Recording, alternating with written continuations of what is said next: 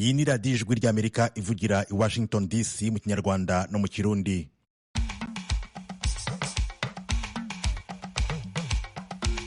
Mu Rwanda muratwumvira kuri FM 104.3 i Kigali na FM 93.3 i Karongi. Mu Burundi ho ni ku mirongo migufi ya shortwaves 25, 31 na 41. Ikisoro mu majyepfo ya Uganda muratwumvira kuri Voice of Muhabura kuri FM 88.9.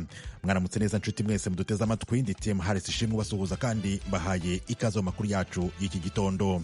Reka ariko mbanze mbagezeho zimwe mu ngingo z'ingenzi ziyagize. Koloneli Rugabisha Alex wa FARDC yaguye mu mirwano ya M23 na leta ya Kongo yabaye mu mpera z'iki cyumweru muri teritwari ya Karehe. Mu buto bwe no mu myaka ye igihugu cyagize abantu benshi barusahurira mu nduru, ariko Koloneli Rugabisha yabaye intwari. Mbega turukuryama habi, turukuryama mu mashuri tugerekeranye, abandi bakaryama hanze mu kibanza. Aba ni bamwe mu baturage bari bazi Rugabisha bababajwe n'urupfu rwe banahangayikishijwe n'intambara. Byitezwe ko Minisitiri w'Intebe wa Israel Benjamin Netanyahu azagaburiye turabagezaho ku buryo burambuye mu kanya, ntimujye kure y'amaradiyo yanyu. Duhere ku makuru avugwa hirya no hino ku isi.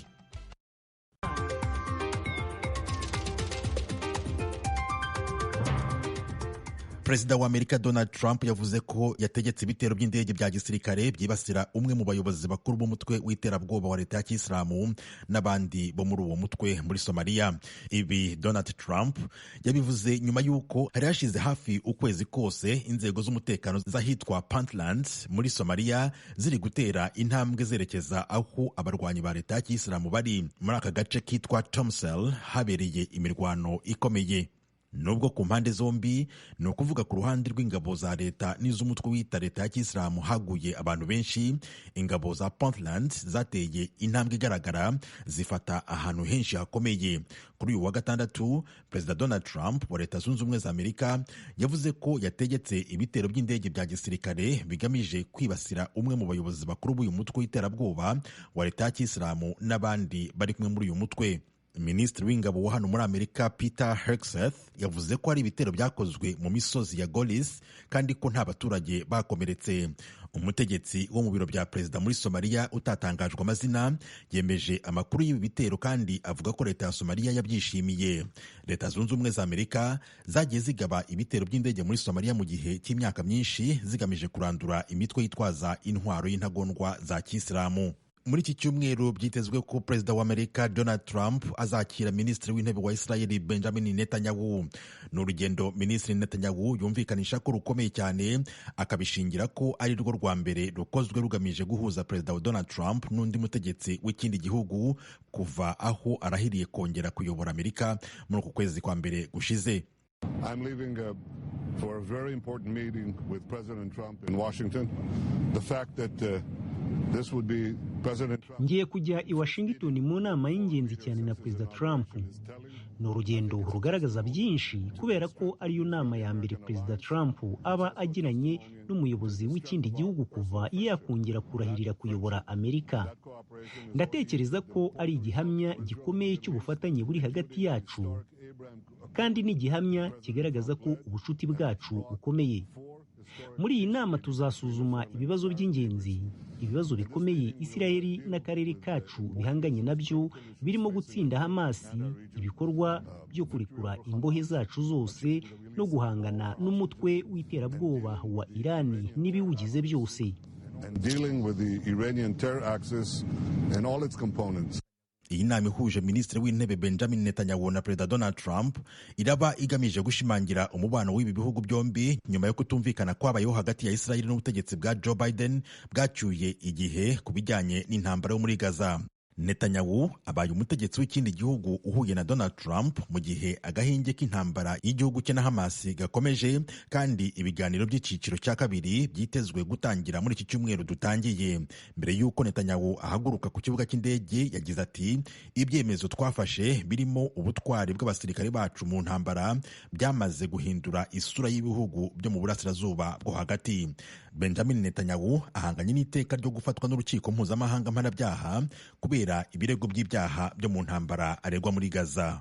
mukomeje kumva radiyo ijwi ry'Amerika ivugira i Washington DC mu Kirundi no mu Kinyarwanda. Mudukurikire no ku rubuga rwacu rwa internet wa radio yacu voa.com no ku mbuga nkoranyambaga zacu arizo YouTube, X, Instagram na Facebook. Adresi yacu ni VOA radio yacu.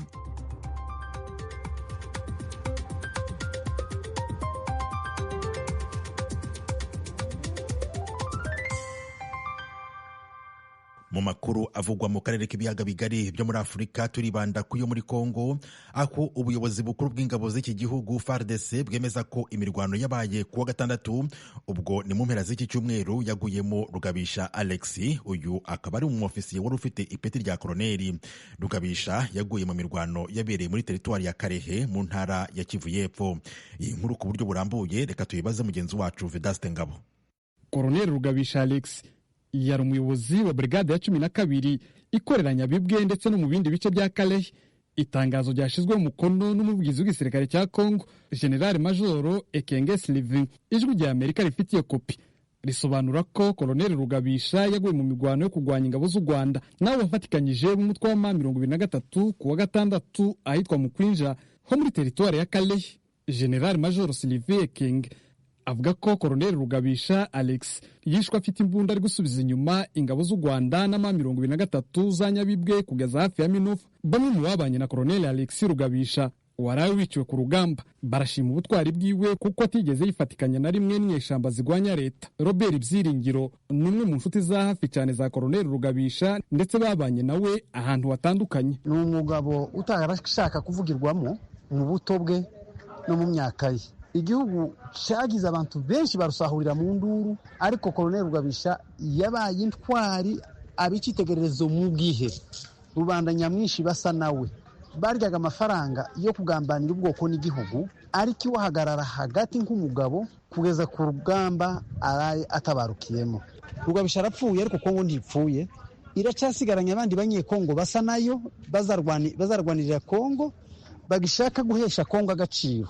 Koloneli Alexis Rugabisha apfuye mu gihe cye, abasigaye bazasoza ikivice cyo kudahemukira igihugu. Amasoko yacu ari muri Kalehe avuga yuko iyi ntambara yakajije umurego, kandi ko yatumye bamwe mu baturage babarirwa mu bihumbi bahunganya Bibwe bahungira Bukavu, Kare teritware ndetse na Ijwi. Uyu Janvier yakorera Imana yavuye Nyabibwe arahunga. Ku mugoroba kuri kino cyumweru avugana n'ijwi rya Amerika ku murongo wa telefone, yavuze yuko aho bakambitse mu mashuri bugarijwe n'ibibazo byinshi. Tubayemo n'ubuzima bugoye bubi, mbega turukuryama habi, turukuryama mu mashuri tugerekeranye, abandi bakaryama hanze mu kibanza.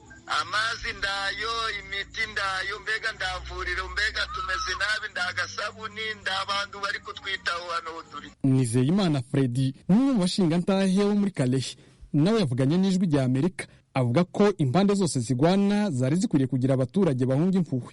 Urabona iriya mirwano iri gutuma abaturage benshi bava mu byabo bagahungira ahantu batamenyereye. Icyo wenda dushobora gusaba ku mpande zombi z'abarwana, bakubahiriza ikiremwa muntu, cyangwa se bakita no kwibara abantu bari kugenda bahunga bashwiragira badafite kirengera.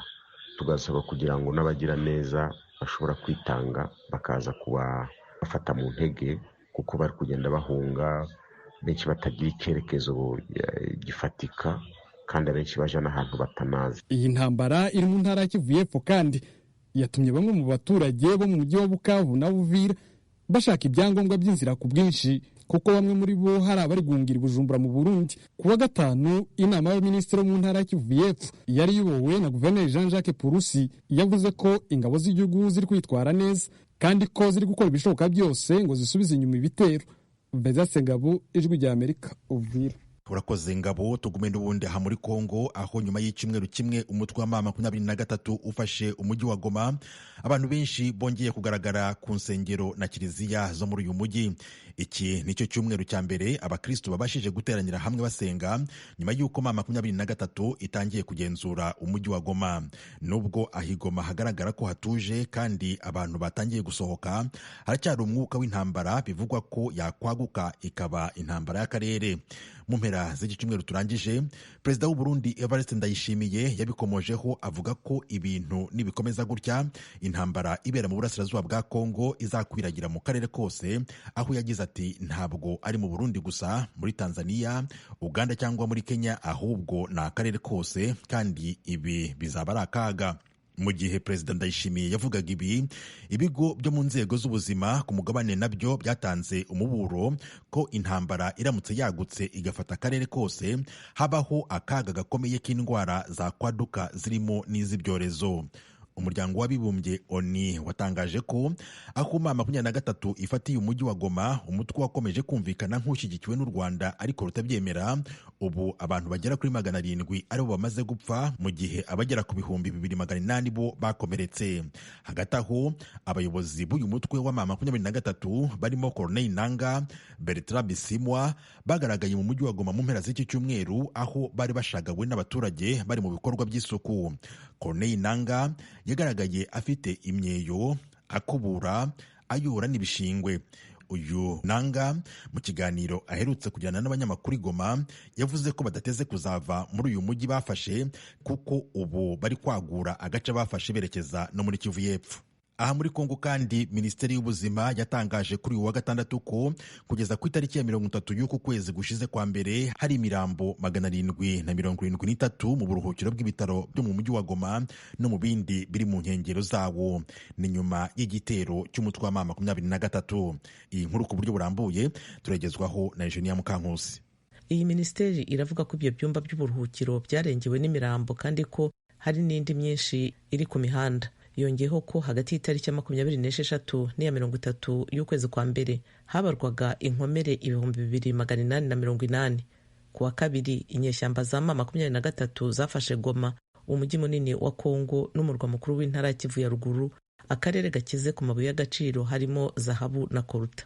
Amakuru ava mu nzego za ONU yemeza ko bahise berekeza i Bukavu mu ntara ya Kivu y'Amajyepfo, ariko bisa naho bahagaritswe ejo kuwa gatanu n'ingabo za Kongo zishyigikiwe n'iz'u Burundi. Imiryango itabara imbabare ntiyabashije gukora mu minsi y'imirwano ikaze y'igihe cy'ifatwa rya Goma ngo yunganire ibitaro umubare w'ababigana warengeje urugero. Ububiko bw'iyi miryango kandi bwarasahuwe bikomeye, hakiyongeraho amasasu yanyuranagamo nayo yagize ingaruka ku bakozi b'iyo miryango.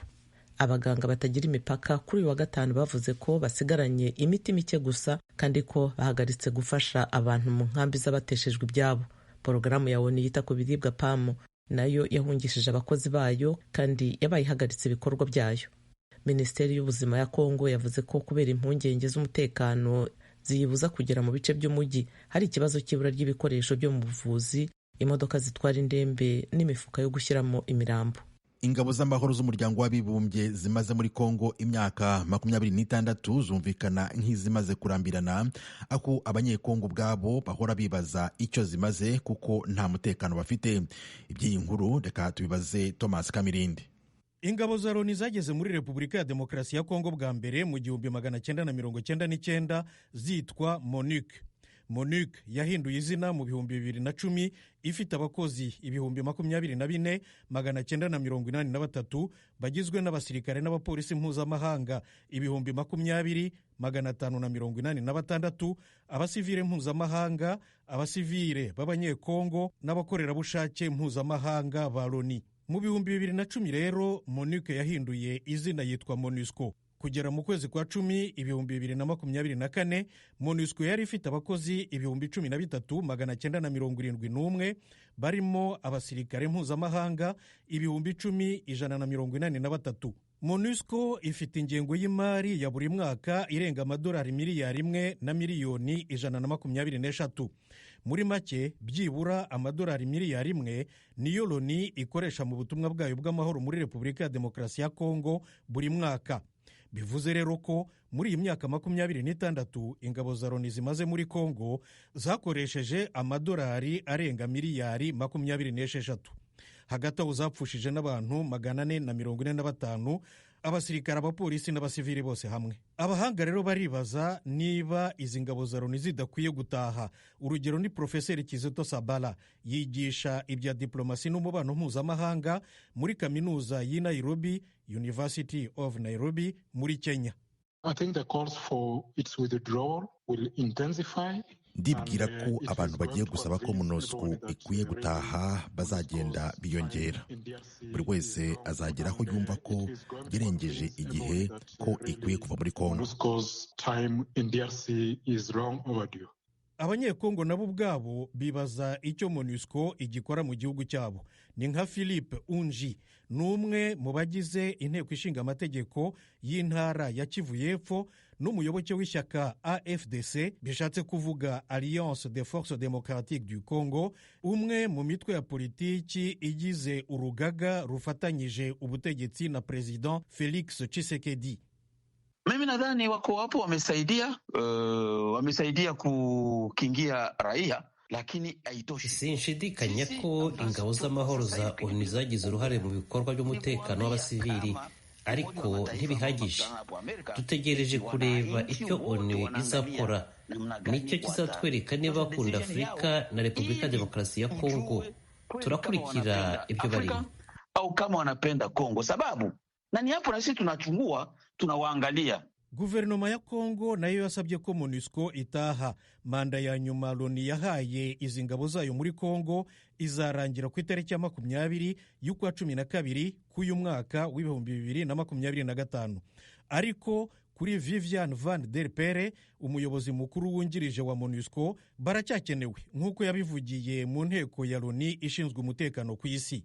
Despite the significant challenges, MONUSCO iracyahura n'ingorane zikomeye, nyamara iracyafite uruhare runini mu ntambara zo mu burasirazuba bwa Repubulika ya Demokarasi ya Kongo, cyane cyane mu kurengera abatagira kivurira. Ibi bituma n'abahanga batandukanye bakeka ko intambara imaze gufata ishobora gutuma Loni yongera nanone manda ya MONUSCO aho gukura ingabo zayo muri Repubulika ya Demokarasi ya Kongo. Turacyari mu makuru avugwa mu karere k'ibiyaga bigari. Reka none tujye i Burundi, ariko ku makuru n'ubundi afite aho ahuriye nayo muri Kongo, aho Uburundi butangaza ko abasirikare babwo bagiye gufasha abo muri Kongo mu ntara ya Kivu y'Epfo bahagaze neza. Uburundi buvuze ibi mu gihe umutwe wa M23 urwanya ubutegetsi bwa Kongo wahigiye gukomeza kwigarurira ibindi bice nyuma ya Goma. Uburundi buvuga ko buzakomeza gufasha Kongo ku neza y'umutekano w'akarere ibyo bihugu birimo. General de Brigade Gaspard Baratuza, umuvugizi w'igisirikare cy'u Burundi, yagiranye ikiganiro cyihariye na mugenzi wacu Diane Ninahazwe. Abasanzwe bacungira n'ubu barahacungira, nta ngorane n'imwe, nta mirwano ihari. Bamwe mu bari buyo nk'abacangero bava mu mahanga barishikanye baja mu gihugu cy'u Rwanda. Ku ruhande rw'u Burundi hari abasirikare bo barabuze ati reka duhagarikire ngaha twishikane nk'uko vyakozwe n'abandi. Abarundi ubwa mbere boho ntibagiye ko nk'ubucangero. Igihugu cya Kongo n'igihugu duhana urubibe, umutekano uhungabanya aho duhana urubibe turashikirwa. Aho rero bisanga ibikorwa byakorwa kuva kera, ubu rero bikorwa ku mugaragaro. Ikindi naco n'ababwira ko Abarundi atari abasirikare bashacoba, bumvise ruvuze hirya baca batarika amaboko baje kwishikana. Oya, ivyo bishikanye ntituraba, nawe yobikora yoba afite intumbero mugabo gushika ubuzima iwacu ntabihari. Uyo mugwi wa M23 ufise igisagara ca Goma, wanavuze no musati turabandanya si Goma gusa tuzokwifatira n'ahandi. Mu misi yahera warumvikanye uvuga yuko wazuraga ibitero kandi ukavuga yuko hariho n'abasirikare b'u Burundi baguye muri ivyo bitero.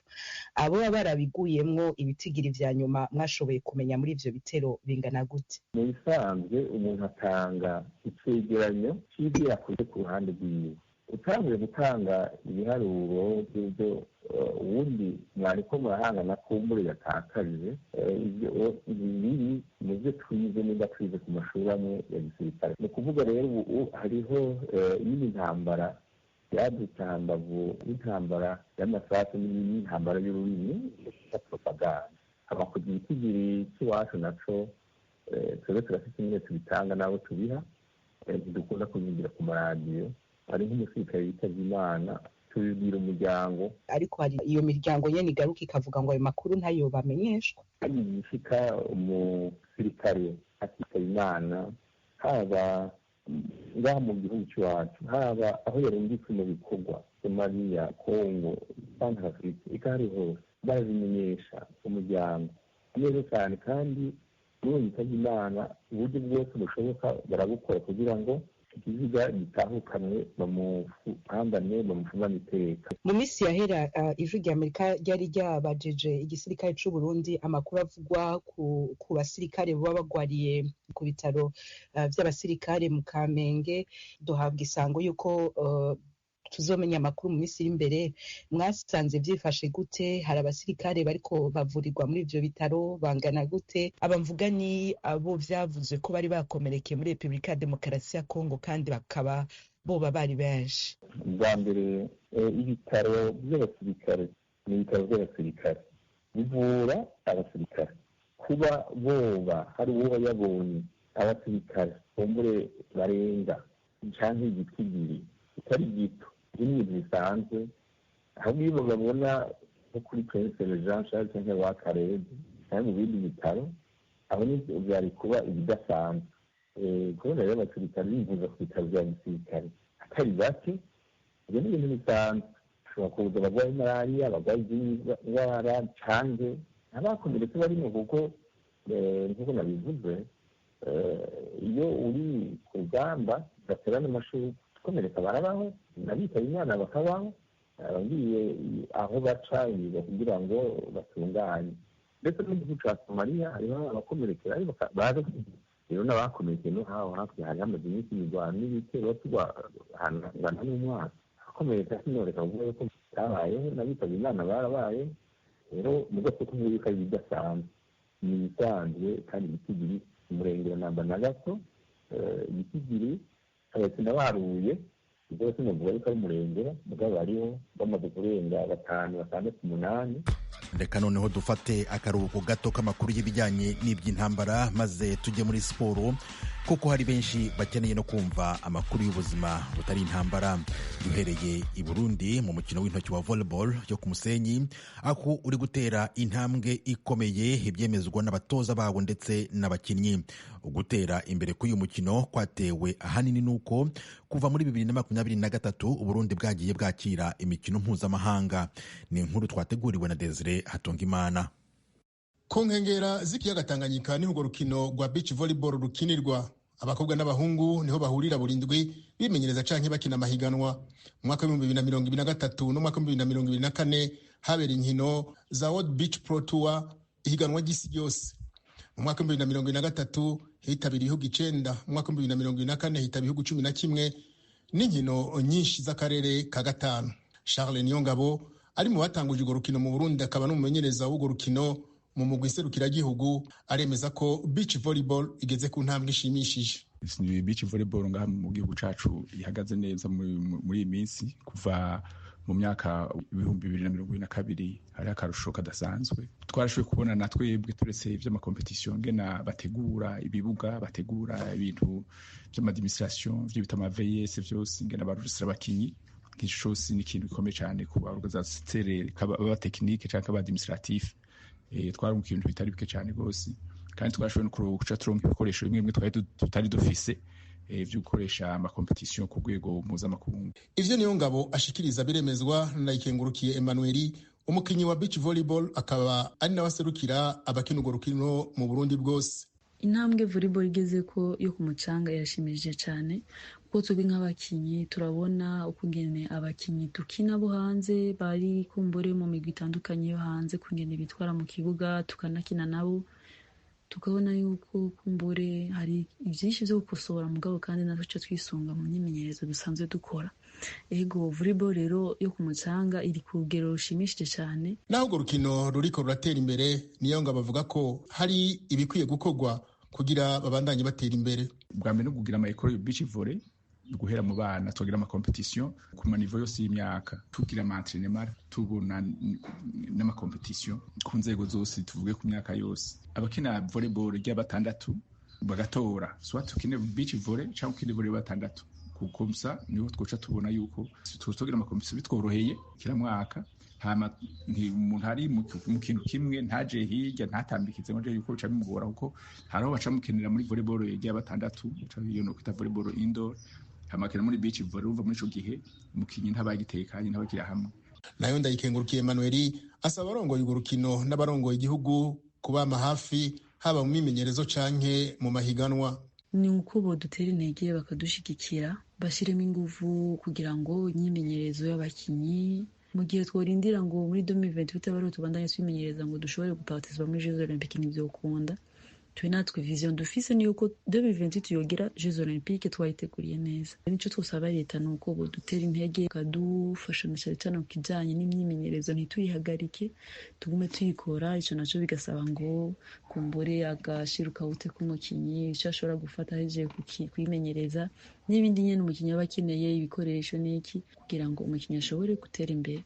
Mu mwaka wa 2024 muri World Beach Pro Tour Emmanuel na Pamela babaye abakane, mu mwaka wa 2023 bari babaye bagatanu, naye muri zone ya gatanu imigwi y'u Burundi y'abahungu n'abakobwa igeze ku rwego gutwara ibikombe. Desire Atungimana, Kigali, Ijwi rya Amerika. Reka noneho tuve i Burundi tuzamukire mu Rwanda, naho tugume mu makuru y'imikino, aho guhindura amazina kwamwe mu makipe y'umupira w'amaguru bifatwa nka kimwe mu byagize ingaruka mu gusubira inyuma kwayo. Claude Munyandinda uri Kigali mu Rwanda aratubwira uko guhindura izina kw'ikipe bishobora kwigiraho ingaruka. Nyuma y'impinduka za politiki mu Rwanda zabaye guhera mu kwezi kwa karindwi k'umwaka w'1994 hari inzego z'ahantu zagiye zihindura amazina. Mu mupira w'amaguru naho iyo nkundura yarahageze, amwe mu makipe ahabwa amazina mashya. Gusa uku kubatizwa bwa kabiri byagiye bizana ingaruka mbi muri ayo makipe, nk'uko tubisobanurirwa n'umusesenguzi Ephraim Nsengumuremyi. Uyu muyobozi w'ikinyamakuru Ingenzi Nyayo aratangirira ku ikipe yahoze yitwa Flash FC yahoze yitwa Igitarama na Zebre FC yabarizwaga hahoze yitwa Prefecture ya Byumba. Ikipe zari z'abaturage zaje kugaruka muri shampiyona ariko zigenda zizimira mu buryo bwatunguye abafana bazo, kugeza n'ubwo benshi mu bafana baretse kure umupira. Aho twavuga nka Flash yari ya Prefecture ya Gitarama, ubu yabaye AS Rwanda. Abakunzi b'umupira baho twagiye tuganira badutangarije ko nk'abantu 85% batakira umupira kubera iyo mpamvu, cyane ko benshi banisubiriye mu ikipe ya Rayon Sport kuyibera abafana kuko n'ubundi Flash yari ivutse Rayon Sport isanzwe iriho. Muri Byumba naho Zebre yaje kuburirwa irengero isimburwa na Gicumbi. Ephraim Nsengumuremyi kandi aragira icyo avuga ku ikipe ya Mukungwa Sport yaje gukurwaho igasimburwa na Musanze FC. Mu Ruhengeri rero habaye ikipe yitwa Mukungwa kwa shampiyona 1988 1989. Ikipe volkanike y'igisirikare imaze kuvaho nibwo batangije ikipe ya Musanze. Abafana cyangwa abakunzi ba Mukungwa FC kugeza ubu byabaye inzitizi n'imbogamizi y'uko abanyaruhengeri bongera gukunda umupira nk'uko bakundaga muri icyo gihe. Iyo usesenguye ubona ko Musanze na Mukungwa ntaho bihuriye, kuko Mukungwa ari ikipe ikomeye ariko uyu munsi Musanze ni ikipe irwanira kumanuka. Umwaka umwe usanga yabaye nk'iya 10, ubundi yarwaniye kuba iya 14. Ni ikipe itafite intego yo gutwara igikombe, ni ikipe uhora ubona ari ukuzuza umubare w'amakipe ya shampiyona. Abakurikiranira hafi ibirebana na ruhago mu Rwanda bemeza ko amakipe yashoboye kugumana amazina yayo yahoranye, nubwo yirya kimara mu birebana n'amikoro, ariko nibura yashoboye kugumana abafana bayo b'inkoramutima. Ayo makipe yanambye ku mazina yayo gakondo ni Rayon Sport ifite inkomoko mu karere ka Nyanza, Mukura Victory Sport y'Ibutare mu karere ka Huye, Kiyovu Sport yo muri Nyarugenge, Etincelle FC yo ku Gisenyi n'Amagaju FC yo mu Bufundu. Mu makipe y'umupira w'amaguru yagiye buheriheri bishingiye ku mpinduka za politiki zabaye mu Rwanda, twavuga nka Panthère Noire yahoze ari urwego rw'igisirikare cy'u Rwanda, Eclair FC yari ikigo cy'abasirikare cy'i Kanombe, Ejena yari y'ishuri ry'abajandarume mu Ruhengeri, Steel FC yahoze ari ikigo cy'ubwikorezi cya Steel, Terminus yari yamajerwa, Standard y'Urwinkwavu na Durandari yo ku Kibuye. Hari kandi n'amakipe yikojeje mu ruhando rwa shampiyona ariko bidateye kabiri ahita aburirwa irengero. Ayo makipe yahanyuze yigendera ni Le Calme de Gikondo, Les 11 Vedettes de Kigali, Simba FC yo mu karere ka Rusizi, Kibuye FC y'Ikarongi, Umutara FC yari intara y'Umutara, Volcanic Lions na Mukungwa 408 zo mu karere ka Musanze, Umurabyo FC w'intara y'Iburasirazuba, hakaba n'indege za Nyungwe zabarizwaga mu majyepfo. Indi kipe yahinduye umwimerere ni Intare FC yahoze ari y'abasirikare bari bafite icyicaro i Butare mu majyepfo y'u Rwanda. Nyuma yo kumanuka igasubira mu cyiciro cya kabiri, iyi kipe yimukiye mu mujyi wa Kigali ihinduka irerero rya mukuru wayo APR FC. Jean Claude Munyandinda, Ijwi ry'Amerika i Kigali. nshuti muduteze amatwi, aha niho amakuru yacu ahumurije. Ndabashimiye cyane mwese mwahisemo gukurikira ijwi ry'Amerika. Bakoze kandi bagenzi banjye bamfashije kuyategura no kuyabagezaho. Nadia nawe ndagushimiye wamfashije kwegeranya amajwi. Amakuru yarahagarikiwe na Etienne Karekezi, naho njye mwumvaga kuri mikoro ndi Tim Harris Ishimwe. Mbasezeye ko mbifuriza amahoro n'amahirwe. Mugire umunsi mwiza kandi